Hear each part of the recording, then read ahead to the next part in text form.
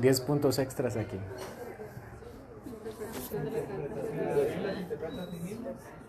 ¿Quién fue quien lo dijo? No, no son mentiras.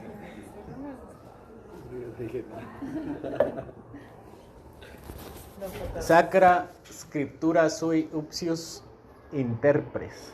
Significa la escritura se interpreta a sí misma. Dijimos que quién es lo que me dice qué interpreta, ¿verdad? Si es el Papa, si es el apóstol, si es el pastor, o quién es el que me dice cómo se interpreta. El Espíritu Santo, ¿no? Pero el Espíritu Santo, ¿cómo? Entonces, como no tenemos aquella seguridad de tener un maestro infalible que nos diga cómo se interpreta, lo que encontramos dentro de la Biblia son referencias internas. ¿Qué hace nuestro Señor Jesucristo para decir el significado de pasajes? ¿Qué es lo que hace nuestro Señor Jesucristo? Cita las Escrituras, ¿verdad? ¿Quién me puede dar un ejemplo? Cuando fue tentado. Convierte esas piedras en pan. Convierte esas piedras en pan. O tírate de acá, ¿verdad? Tírate de acá. Porque el Señor enviará ángeles para que no tropieces. ¿Dónde está eso? Salmo 91. ¿Y qué dice el Señor? No tentarás al Señor.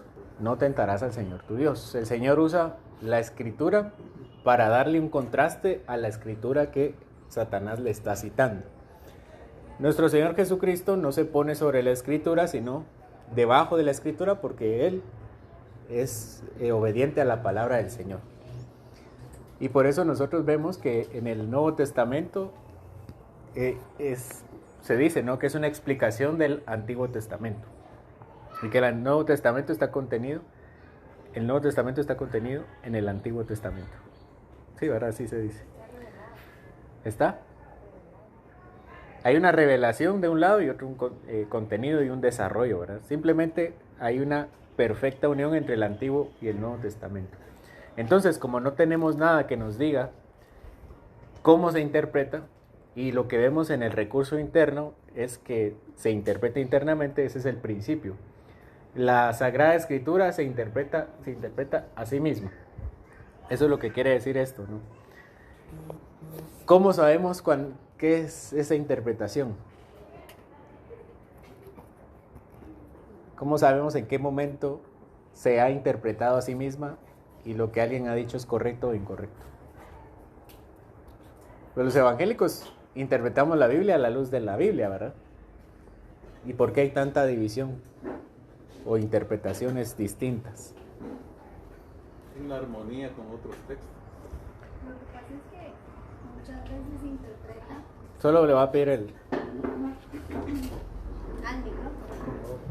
Cuando sean largas las respuestas, sí les voy a pedir. Okay.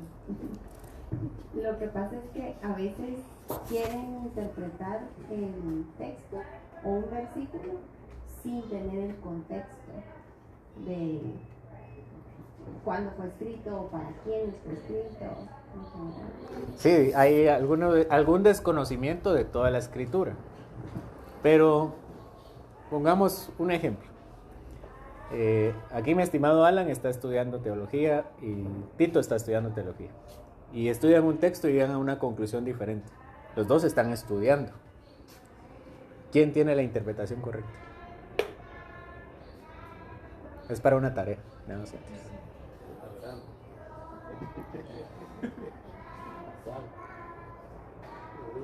Puede ser que los dos, puede ser que ninguno de los dos. ¿Qué me dice a mí? ¿Cuál es la correcta interpretación? Que yo estoy entendiendo la correcta interpretación. ¿Quién de los dos? ¿Perdón? ¿Quién de los dos? ¿Alan o Tito? ¿Quién de los dos sería el titular? ¿Quién tiene la razón? El que se base en la Biblia En la Biblia. para dar la respuesta.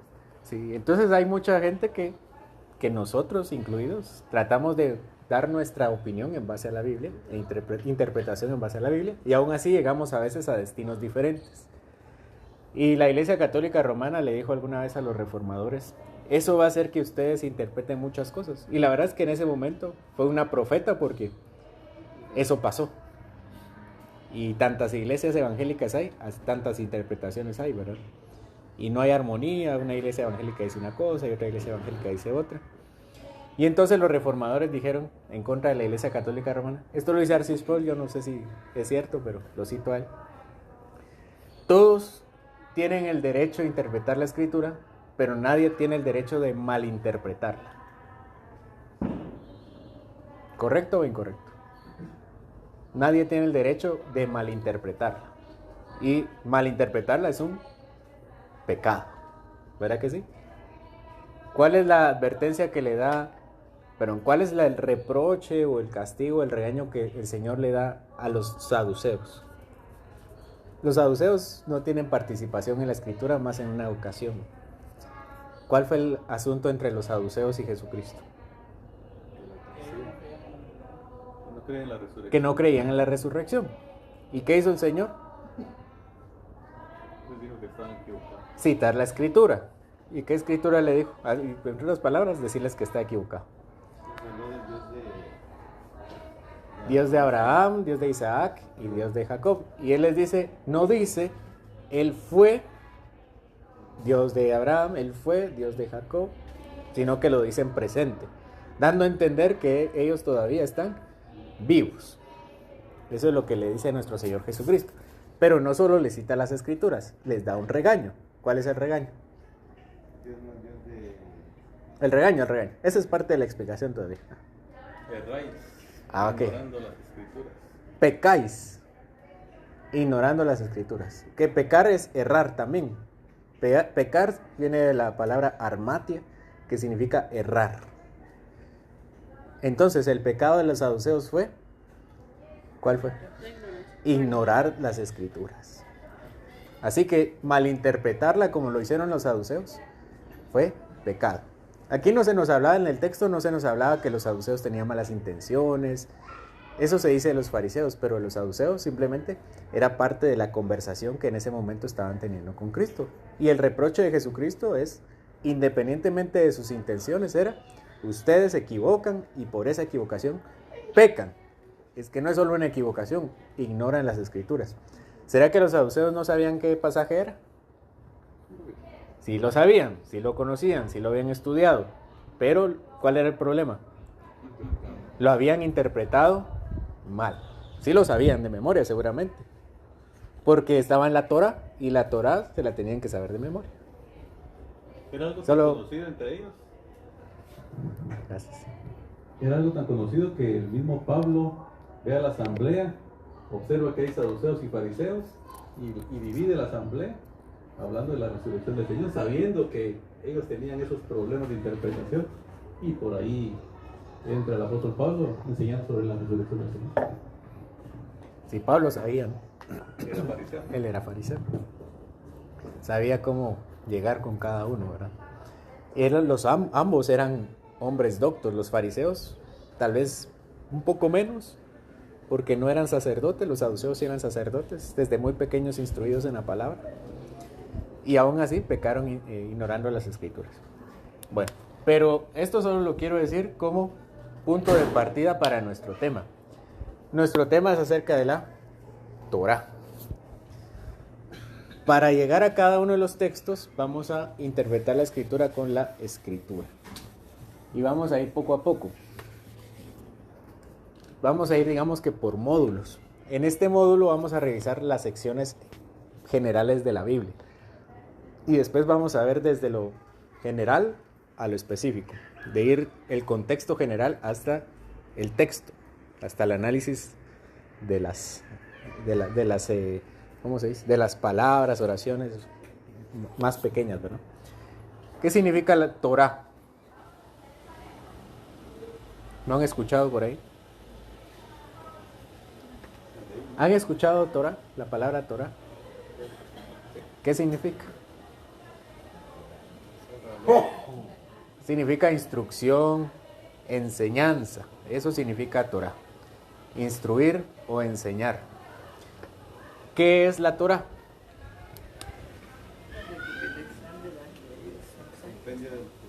Las leyes. Ok. Génesis.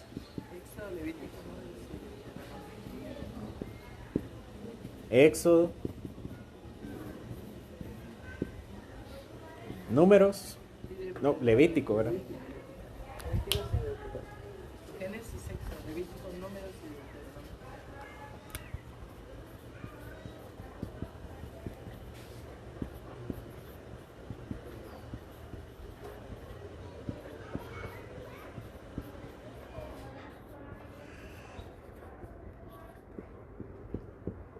Deuteronomio. Génesis, Éxodo, Levítico, Números y Deuteronomio. Esta es a lo que se le llama la instrucción o la Torá. ¿Cómo le conocemos nosotros? Pentateuco. ¿Por qué le conocemos como Pentateuco? ¿Qué significa la palabra penta? Y teuco. Teuco viene de la palabra tomo. ¿Y tomo qué es? Un libro. Esa palabra sí la utilizamos, ¿verdad? Un tomo. Entonces son 5 tomos, 5 libros. Eso es lo que quiere decir. Es así como le puso la traducción griega de la Biblia, la Septuaginta, a estos 5 libros. Y los judíos le llamaban Pentateuco. Y eso es lo que vamos a hablar hoy. ¿Quién escribió el Pentateuco? Supone Moisés. Moisés, excepto una parte. ¿Qué parte?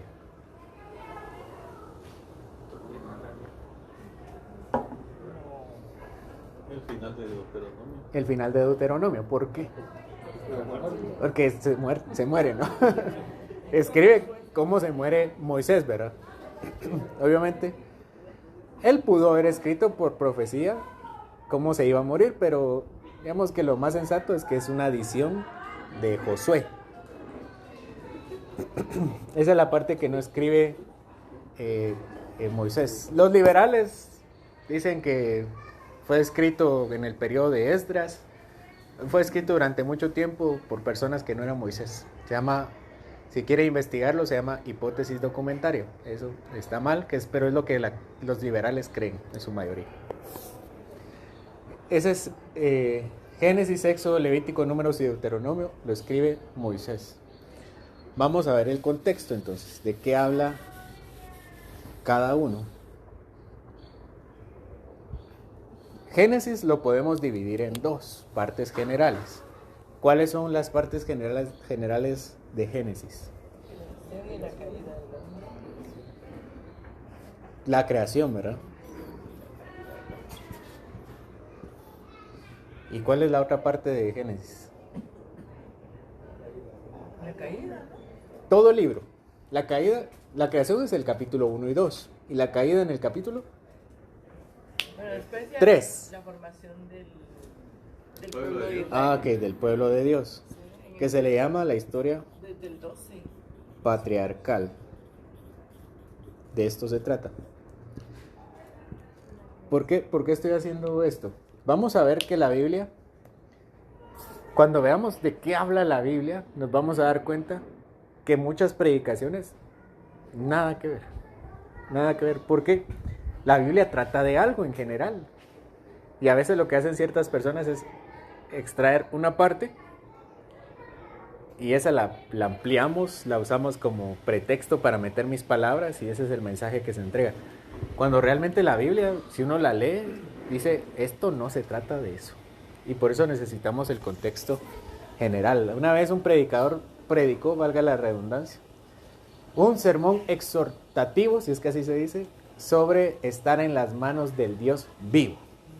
Hermanos, estamos en las manos del Dios vivo. Él nos cuida, Él nos guarda, Él no se duerme. Cuando vamos al texto, ¿qué dice las manos del Dios vivo? Estar en las manos del Dios vivo. Horrenda cosa es caer en manos del Dios vivo. ¿Quieren estar ustedes en manos del Dios vivo? De esa manera no. Gracias. ¿Sí? Entonces, digamos que de alguna forma sí tiene razón. Muchas prédicas, enseñanzas sí tienen razón en una parte, pero en otra gran parte no tienen razón. 5 libros de la Biblia. Vean que nada se trata acerca de mí, ni de mis sueños, ni de nada. Creación y periodo patriarcal. La creación también el periodo de la creación también se puede dividir. ¿Cuáles son las divisiones de la creación? Esto es del capítulo 1 al 11 más o menos. Y este es del 12 en adelante.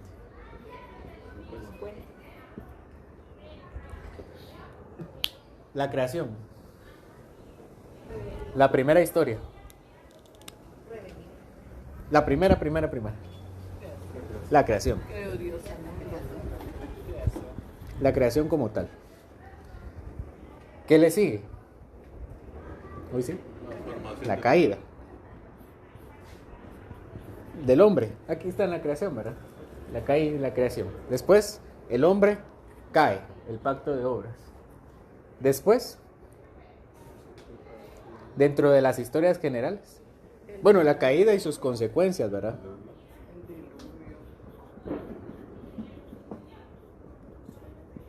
Aquí el hombre se aleja de Dios, cae, y la primera historia que el hombre tiene después de haber caído, ¿qué es? Abel y Caín y Abel. Caín mata a Abel. Después, la descendencia de Adán, todo esto aquí hay, pero dentro de las historias generales. El diluvio. Que este es del capítulo 6 al capítulo 9. ¿Por qué es importante el diluvio en relación a la creación? porque es una nueva creación. Porque parece que es una nueva creación. El Señor barre con todo y de un representante de cada especie hace otra, como un punto de aparte, ¿verdad? Y vean que es interesante esta parte del diluvio porque con Noé le dan un mandato. De hecho son 2 mandatos. ¿Cuáles son? Multiplíquense, llenen la tierra ahí y trabajen la tierra, júzguenla o gobiernenla. ¿Le suena ese mandato? ¿A quién? A Adán y a Eva. Lo mismo. Entonces parece como un inicio. También está el arco iris, cuando el Señor promete que Nunca más matará a los hombres así.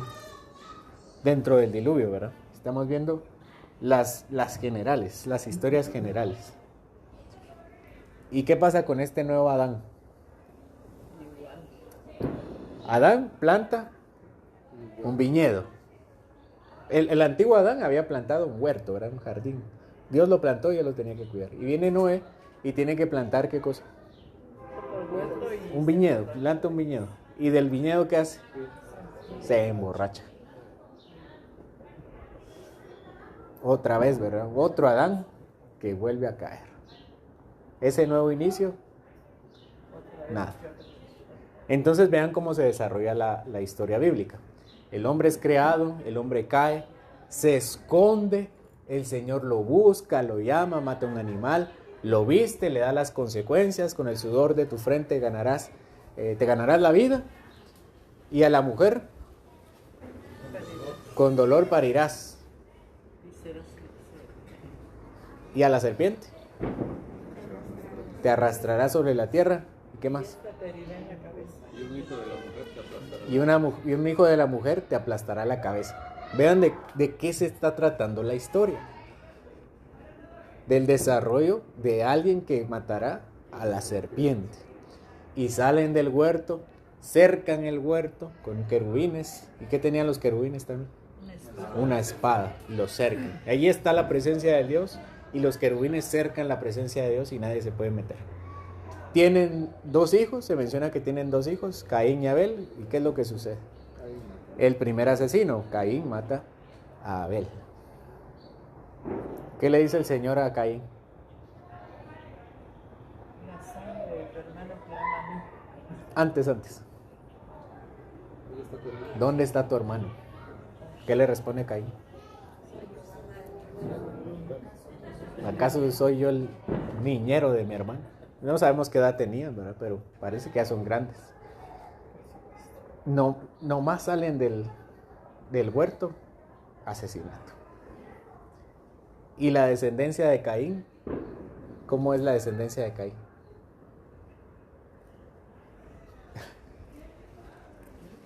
Son malos. Son los malos, vienen después. Son malos los de Caín. Y hay un señor que se llama ¿Cómo se llama el señor? Nimrod. No, fue De Lamec. Lamec fue. Lamec. ¿Qué dice Lamec? Un descendiente de Caín dice que él es mucho peor que Caín. Y empiezan a desviarse. ¿Quién le nace a Abel? Nadie, ¿verdad? Y muere Abel. ¿Qué pasa entonces? Tiene que nacer otro hijo de Set y empiezan, ¿verdad? Y hay un estribillo en esa descendencia que es en Génesis 5. Y tuvo tantos años y murió.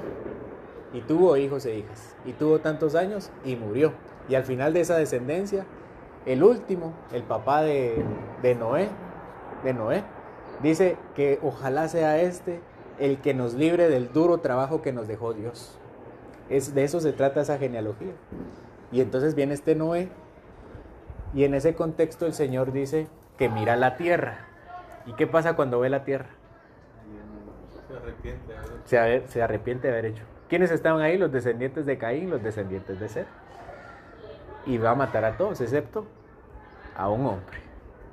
Y quiere hacer de él una nueva humanidad. Y limpia la tierra. Dice Pedro que eso es el bautizo, ¿verdad? El bautismo, que limpia la tierra y purifica la tierra. Y viene este Noé, planta un viñedo, se emborracha en el viñedo. Y no solo eso, sino de sus 3 hijos también sucede algo. ¿Qué pasa? ¿A quién maldice? A Cam. Y Sem tiene algo especial.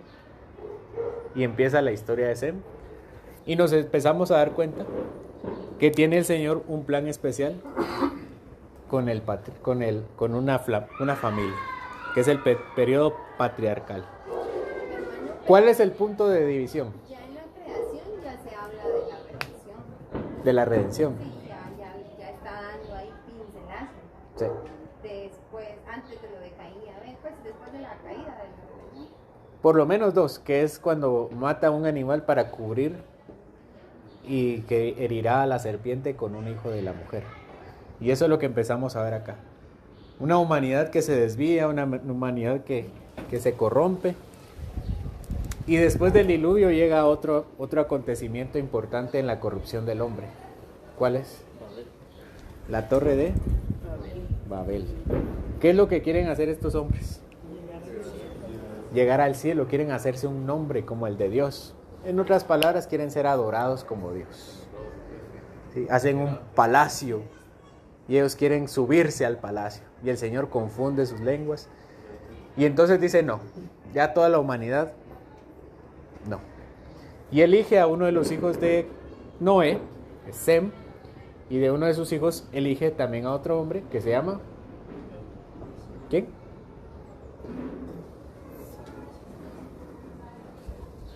El papá de Abraham, Ajá. que se me fue ahorita.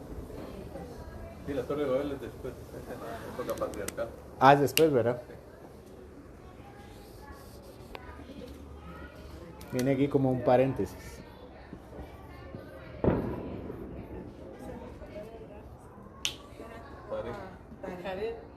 Tare. Babel es en el 11, ¿no? No sé, en el otro. Sí. Entonces está El diluvio va del 6 al 9. Al 9. Babel es en el 11 y en el 12 la promesa. Ah, ok. Y aquí viene Taré, ¿verdad? Taré y Abraham. ¿Qué hace con Abraham? Vean las promesas que hace con Abraham. Le dice, sal de la tierra y de tu parentela, y haré de ti una gran nación, y en ti serán benditas todas las familias de la tierra. Entonces, lo que viene tratando de hacer Dios acá, no se puede con Noé, no se puede aquí. Babel es el límite de la corrupción y necesita escoger un hombre por medio del cual serán benditas todas las naciones de la tierra. Por medio de un hombre. ¿Sí? El plan de Dios siempre sigue con toda la humanidad, pero no trabajando individualmente, sino a través de un hombre. Tiene esto que ver con sanidades, prosperidad, buena vida. Pues, sí, hay implicaciones. Pero principalmente no se trata de eso. La línea general es el Señor tratando de redimir al hombre hasta que llega a un punto donde le dice, en ti serán benditas todas las familias de la tierra. Pero Abraham duda. Este gran hombre duda. Él sale de la tierra, llega a Canaán, en la tierra prometida, pero duda, empieza a tener dificultades en cuanto al entendimiento de quién es su esposa. Tiene algunos problemas. Él dice que tiene que ir a Egipto y ahí le dice a su esposa, di que sos mi hermana porque si no, ¿qué pasa? Si no me van a matar. Y la promesa, y no el Señor le había dicho que iba a ser de él una gran nación. En ese momento él no tenía ni un hijo, así que tenía la garantía de hacer lo que quisiera porque el Señor había dicho.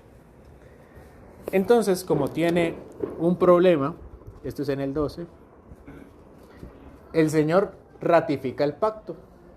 ¿En qué capítulo lo hace? Antes, 15. Abraham se duerme y cuando se despierta encuentra algo. ¿Qué encuentra? Ya ven la importancia de la escuela dominical y de los cultos familiares. Todo esto es historias de allá, ¿verdad? ¿Qué pasa acá cuando despierta? Que un hijo de hombre se pasea en medio de... Hay una columna de fuego. Ya está. ¿Y quién es? ¿Quién es el es Dios, ¿verdad? Pues posiblemente una cristofanía. Y después vamos a ver cristofanías. Y le dice a Abraham que se lo va a jurar, ya que él no entiende como de boca, te lo voy a jurar. Y hace un ritual. ¿Qué ritual hace? Parte un animal. Y el animal se comporta de la siguiente manera, o el juramento se hace el pacto se hace de la siguiente manera. Partían un animal y venían dos hombres y pasaban, los que juraban pasaban sobre el animal, y lo que significaba era que me suceda esto, que me mate Dios, si yo no cumplo mi promesa. Eso es lo que significa. Y entonces pasaban los dos hombres, yo juro, pasemos los dos encima del animal. Y parten el animal y pasa el primero. ¿Quién es el primero? Dios, la columna. Y después, ¿quién pasa? Abraham no pasa. Solo Dios pasa. ¿Qué está diciendo aquí Dios? Jurando por sí mismo. Que me muera yo, si en ti no son benditas todas las familias de la tierra. Si de ti no hago una gran nación. Si de ti no viene el Redentor o la redención en ese momento. Se lo jura. ¿Qué es esto? El pacto de redención. El pacto de gracia, perdón. El pacto de gracia. Jurando por sí mismo. Aquí también hubo un espacio para el pacto de gracia. En capítulo 6, regresando un poquito en el diluvio. El Señor va a destruir todo y escoge a un hombre para permanecer con la humanidad y hace un pacto con él. Si quieren, mírenlo ahí en Génesis 6. Y hace un pacto con él y le dice que a él lo salvará, que a él lo bendecirá. Y entonces se suben al arca. Cuando se baja, pasa el otro pacto, ¿verdad? A través del arco iris. Pero antes de subirse al arca, él hace otro pacto con él, de salvarlo, y lo salva por medio del arca. Entonces vean todas las historias, todas tienen que ver con historias de salvación y redención. La historia de Abel también. ¿Dónde podemos interpretar la historia de Abel? ¿De qué se trata la historia de Caín y Abel? Que en el mundo hay buenos y malos, eso ya lo sabíamos, no hace falta leer la Biblia.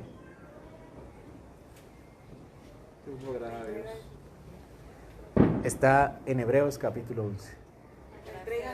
La fe. La fe.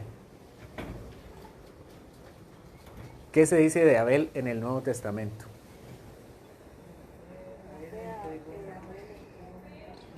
Mejor sacrificio de Abel, que Caín dice, ¿verdad? Por la fe, Abel entregó un mejor sacrificio que Caín. Y su sangre clama.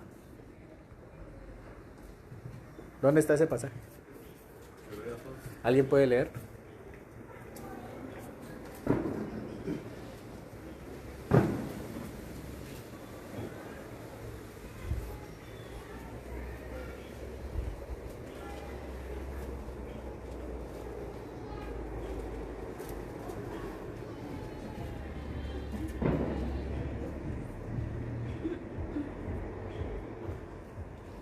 Hebreos 12:4.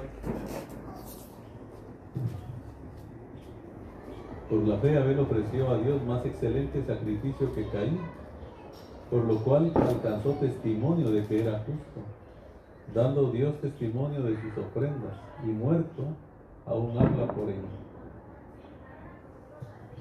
La sangre de Abel clama. La salvación, ¿verdad? Pero Abraham duda otra vez. El padre de la fe duda. Y Sara también va a dudar. Y vuelve a tener que hacer una promesa con él. Capítulo 17. ¿Qué hay en el 17? La circuncisión. Diciendo Dios, bueno, si el hecho de que yo pasara por el animal no fue suficiente para ti, te voy a poner una marca para que la cargues. Y esa marca te va a decir, esa es mi promesa contigo. ¿Qué tenía que hacer? Cortar el prepucio de su pene. Entonces, si le parecía poco lo que había pasado hasta este momento, le dice, mejor carga una señal contigo para que veas que esto va en serio. En ti serán benditas todas las familias de la tierra. La promesa, el desarrollo de la promesa. Después tenemos la historia de Isaac. Tiene al final 2 hijos, ¿verdad?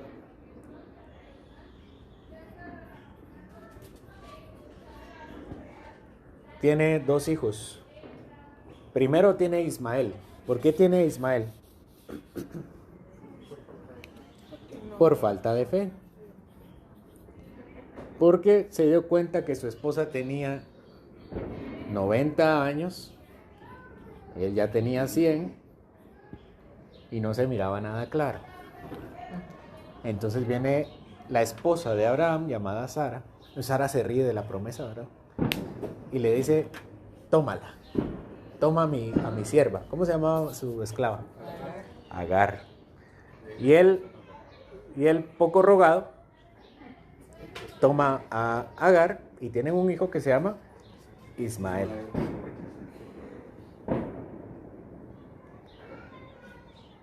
Y después tienen a Isaac. Al final siempre sí tuvo a Isaac. Y se empiezan a pelear. Las mamás específicamente. ¿Y qué le dice el Señor? Que la eche.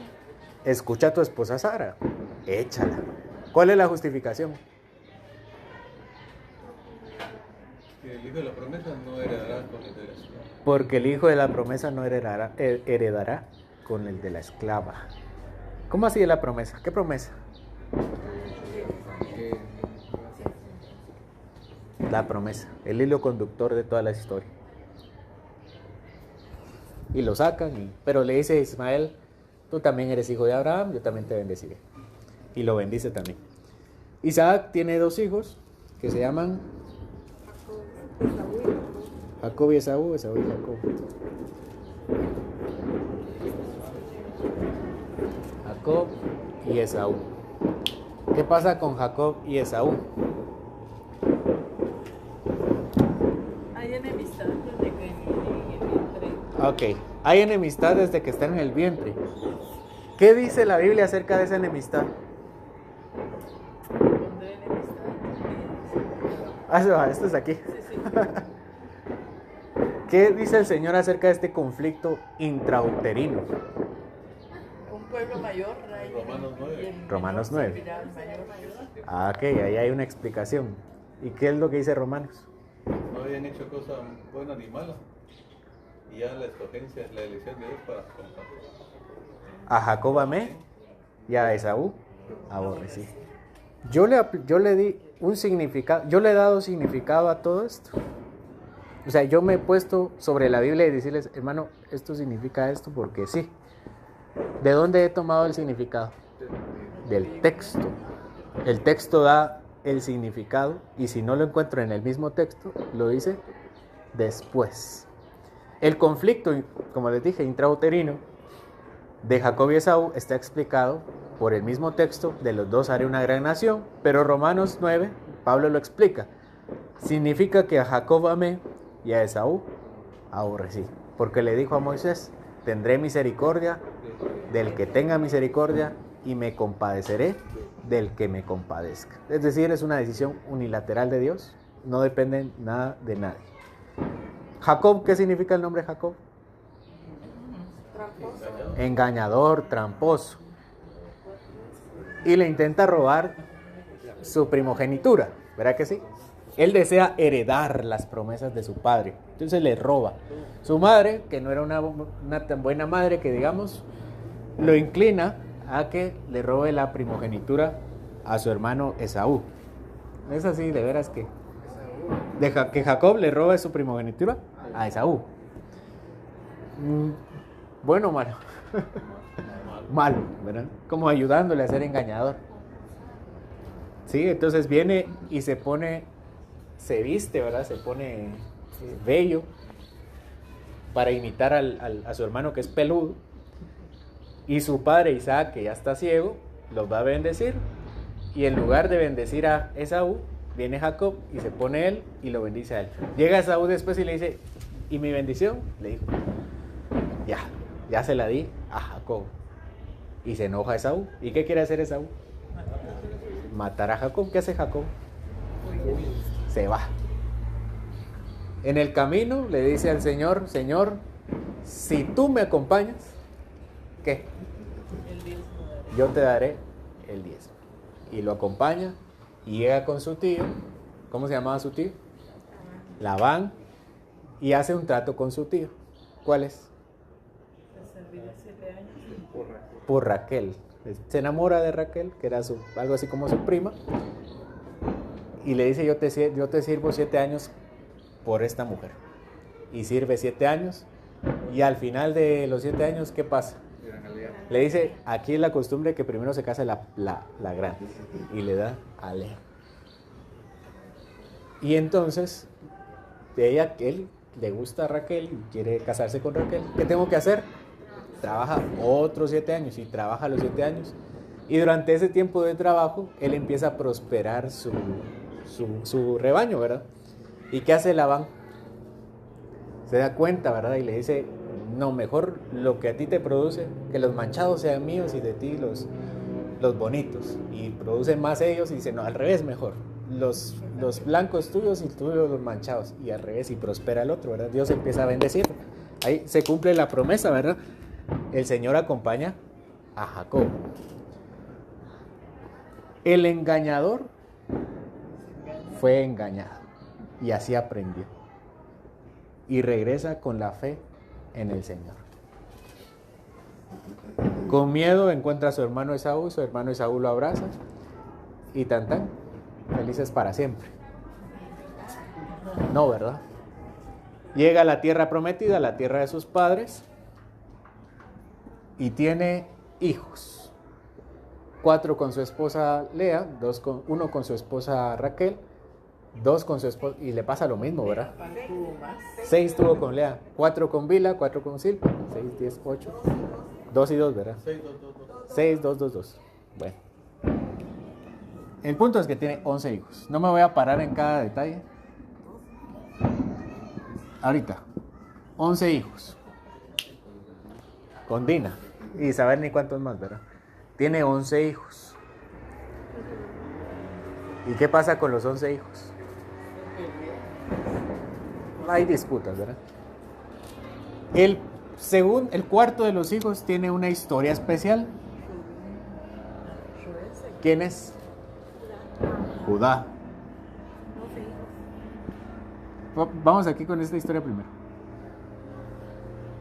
Tiene una historia, se va y empieza, tiene un hijo que se llama Er y otro hijo que se llama Onán. Er se casa con una mujer que se llama Tamar y se muere y no deja descendencia. Y uno dice, ¿por qué la Biblia?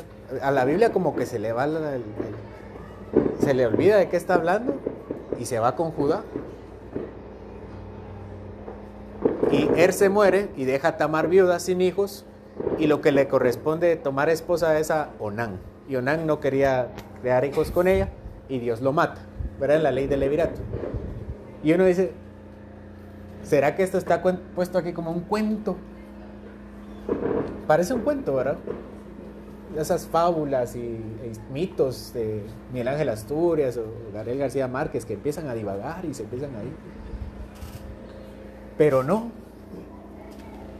Viene Tamar y como ya no tiene ni a Er que se murió y a Onán que Dios lo mató, Tamar viene y se viste de prostituta.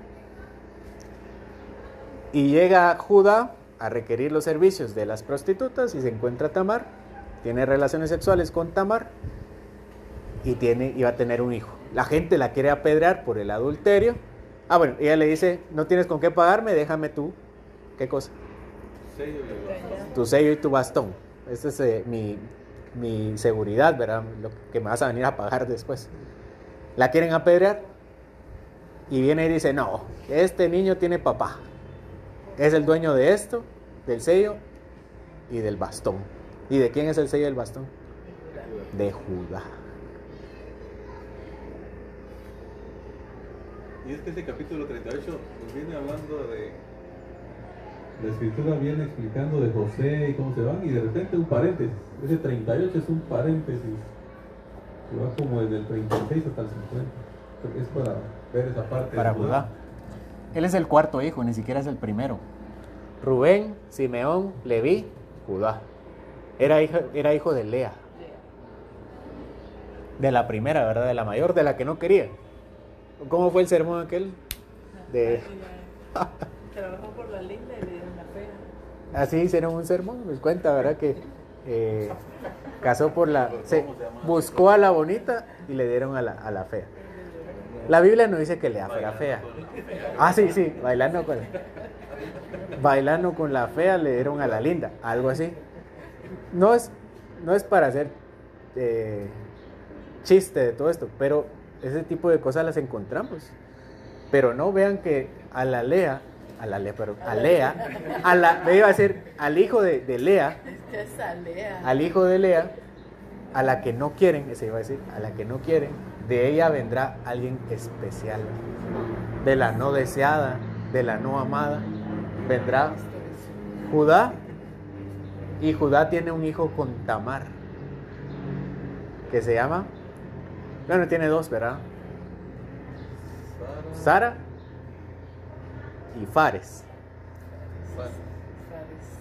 Y en Mateo 1 encontramos la explicación de esa historia. Están en la genealogía de nuestro Señor Jesucristo. Bonito, ¿verdad? La Biblia no estaba divagando. Está contando una historia. La visión regresa, él regresa también con sus hermanos y entonces ya tienen 12 hijos, ¿verdad? José nace, pero Benjamín. Aquí creo que me salté, ¿verdad? También trata de la historia de los 11 hijos, donde una persona tiene un lugar especial en la narración, que es José. Vestido de colores. ¿Qué hijo es él? El 11. A José ya saben la historia de José, ¿verdad? José es un hijo especial porque es de la que sí quieren, que es de Raquel, el único hijo. Y a José Jacob lo viste de bonitas ropas y lo trata aquí, donde te pongo para que no te pegue el sol. y lo tiene por especial. Y los hermanos tienen tienen celos, envidia de él.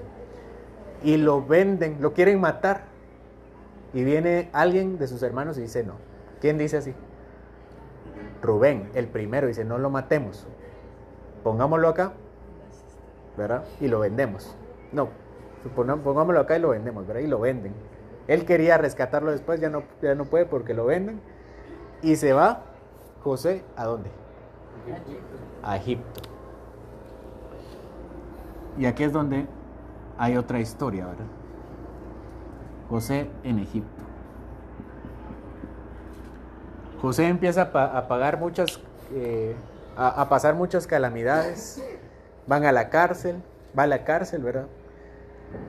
Ahí tiene unos compañeros, ¿verdad? El copero y el panadero del rey. Tienen sueños, se los interpreta. El panadero lo matan, al copero lo restituyen. Y le dice José, ¿ahí te acuerdas de mí? ¿Y qué hizo el copero? No se acordó de él. Eso exactamente lo que le dijo que hiciera fue exactamente lo que no hizo. Y tiene que pasar otro tiempo hasta que ya lo ponen en un puesto importante. Me estoy saltando muchas historias. Y el punto aquí es que José empieza a interpretar el sueño de Egipto por recomendación del copero, que eran 7 vacas y 7 vacas flacas y 7 vacas gordas, ¿verdad? Es el sueño del faraón. José lo interpreta porque el copero lo recomienda y entonces dice, ¿qué recomiendas tú a José? Haz tal cosa. Ah, bueno, ¿y quién es más adecuado si no tú? Y lo pone como el segundo, ¿verdad? Como el segundo al mando. Da la casualidad que se quedan sin alimentos. Para este tiempo ya está el hijo 12, que es Benjamín, y tienen que bajar otra vez a Egipto. Y se encuentran que tienen que rogar misericordia al segundo, que es a José. Y José los recibe, en pocas palabras los recibe, los abraza, llora, después de hacerle pasar unas dificultades. Llora y los recibe, y ellos dicen, seremos tus siervos, y ellos dicen, no, vénganse acá, comamos un banquete, y se come banquete, y traigan a mi papá, y papá, que había llorado mucho por este hijo, llega a Egipto, y se reencuentra otra vez la familia, dejan la tierra prometida, y se quedan viviendo en Egipto. Antes de morir, Jacob bendice a sus 12 hijos. ¿Te recuerdas? Y hay una bendición especial. ¿Para quién es la bendición? Todos tienen bendiciones. Menos para Leví y para Simón. Judá. A Judá lo bendice. ¿Cuál es la bendición que le dan a Judá? El cetro no dejará tu familia. El gobierno siempre estará en tu descendencia. Judá tiene a Fares, y a Sara y a Fares, y eventualmente llegan a un rey. ¿Quién es ese rey? El primer rey. Uno de los primeros reyes. A David. Y entonces se cumple la promesa de Judá. Los reyes empiezan a gobernar, el Señor se enoja con los reyes y con Israel y los mata, ¿verdad? Los mata e Israel ya no tiene rey. Hasta que se levanta un rey más. ¿Quién es? Jesús.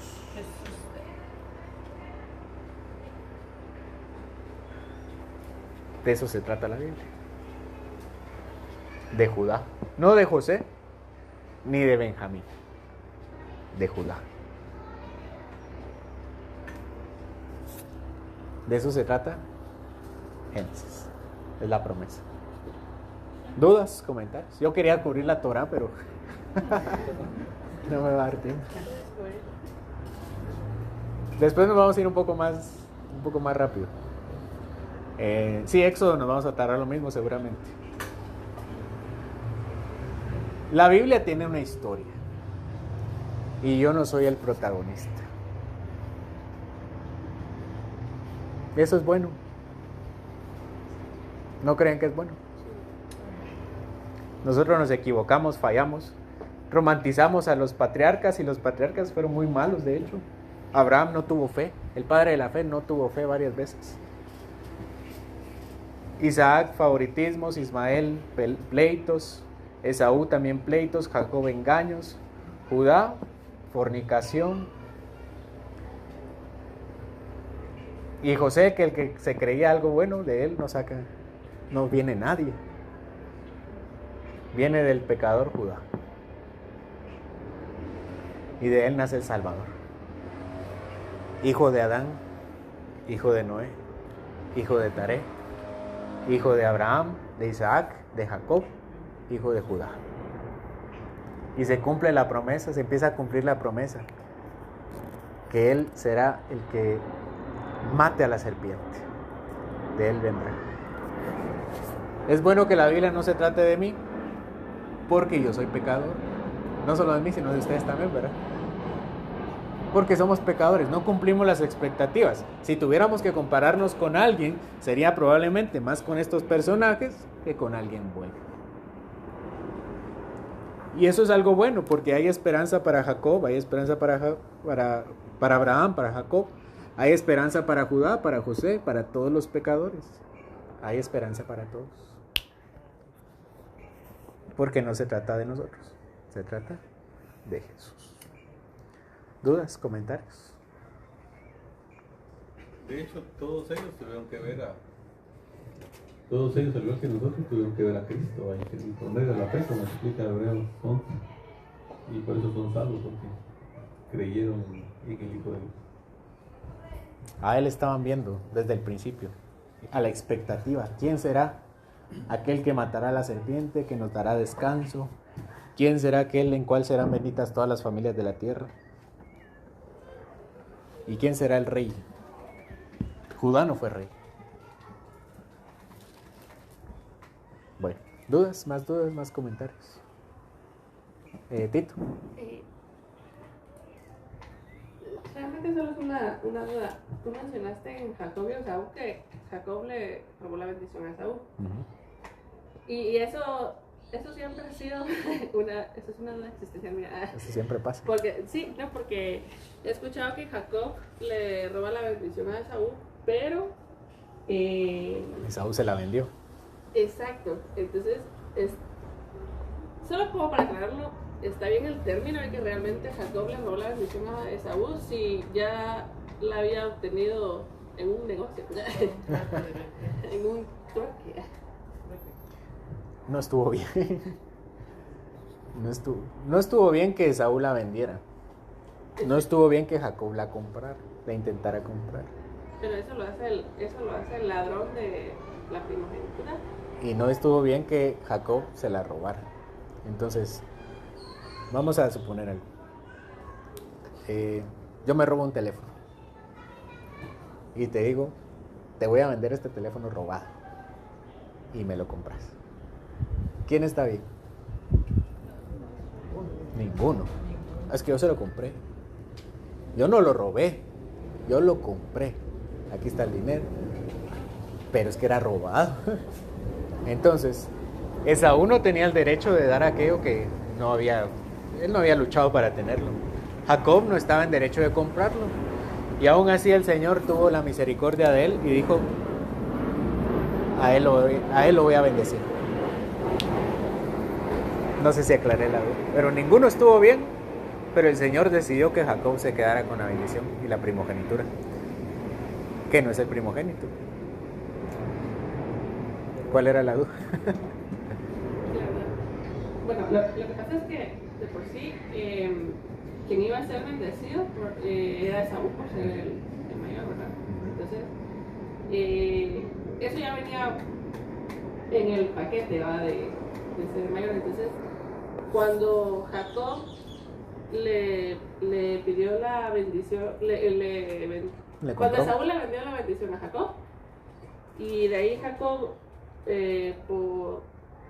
por el hecho de que su mamá le dice que se disfrace de Esaú, ¿verdad? Para recibir su primogenitura. Entonces,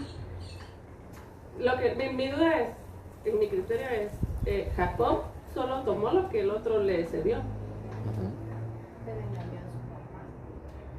Bueno, eso sí, ese punto sí, es cierto. No entiendo todavía la pregunta. ¿Qué Tal dice vez que usted me ayude a aclararlo. Bueno, sobre este tema podría hablar una hora. Ay, no. Sí, no lo voy a hacer. Quedan 5 minutos. Yo veo aquí algo. Yo creo que el hombre muchas veces busca la bendición de Dios. Y en el esquema de la teología de la prosperidad, ese es uno de los puntos bien. Sí, hay controversia en este. Yo creo que ahí existe la genuina búsqueda a veces del hombre por buscar esa bendición de Dios, esa prosperidad, ese favor, esa primogenitura, esa bendición. A veces tenemos un fiasco con esa idea, porque resulta en el caso de Jacob y Esaú que hay una escogencia por parte de Dios y esa idea le choca a muchas personas. La doctrina de la elección, de la predestinación, le choca a muchas personas. Y es que ocurre que hay un esfuerzo humano por salvarse, hay un esfuerzo humano por agradar a Dios. Y en entorno a ese es el entorno de estudiar ese texto.